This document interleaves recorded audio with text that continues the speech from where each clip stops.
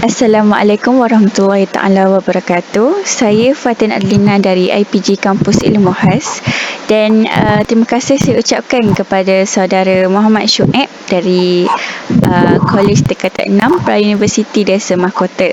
Jadi kita akan membincangkan tugasan KPPB saya yang bertajuk Sinergi Kompetensi Digital dan Kemahiran Belajar dalam Memacu Agenda Guru Bitara.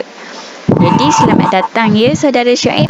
Dan terima kasih kerana sudi meluangkan masa jadi tanpa membuangkan masa lagi, jom kita mulakan sesi temu bual kita ya. Okey, mari jom. Okey.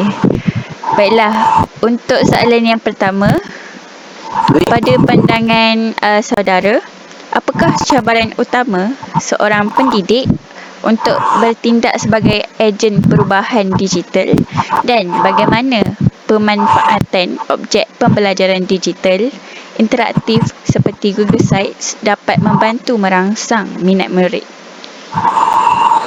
Baik, pada pandangan saya, cabaran terbesar hari ini adalah beralih daripada peranan tradisional kepada fasilitator digital yang kompeten. Pendidik sering bergelut untuk menerjemahkan konsep abstrak kepada bentuk visual menarik dalam kekangan masa. Di sini, pentingnya pemanfaatan OPD interaktif. Penggunaan Google Sites yang sebelum saudari sebutkan sebentar tadi atau animasi bertindak sebagai kaedah visual digital yang sistematik, ia menukar konsep sukar kepada maafkan saya ya, ringkan saya dulu. Tak apa. Ia menukar konsep sukar kepada grafik mudah dan membina makna dalam pembelajaran. Sekaligus, ia merangsang rasa ingin tahu murid-murid secara efektif. Itu daripada pandangan saya. Itu satu ulasan yang sangat bernas ya. Jadi kita pergi kepada soalan yang seterusnya ya. Jadi Silakan, saudari.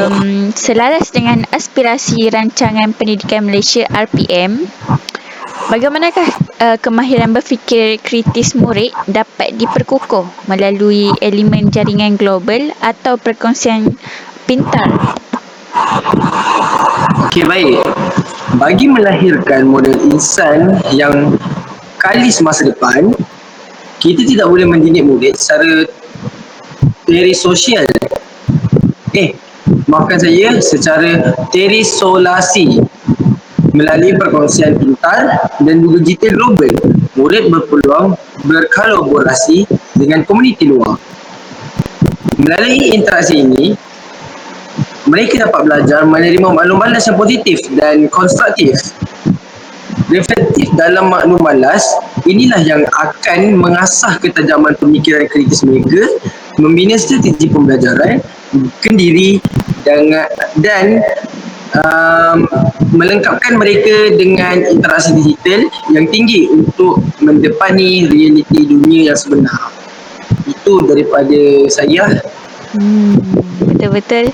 Jadi kesimpulannya macam sinergi antara kompetensi digital guru dan kemahiran belajar murid sememangnya menjadi tunjang utama dalam memacu agenda guru bitara demi kemenjadian murid alaf baharu.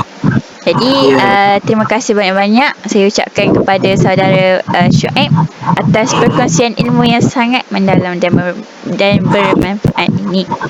Okey, jadi itu sahaja untuk sesi rakan pembelajaran kita pada hari ini.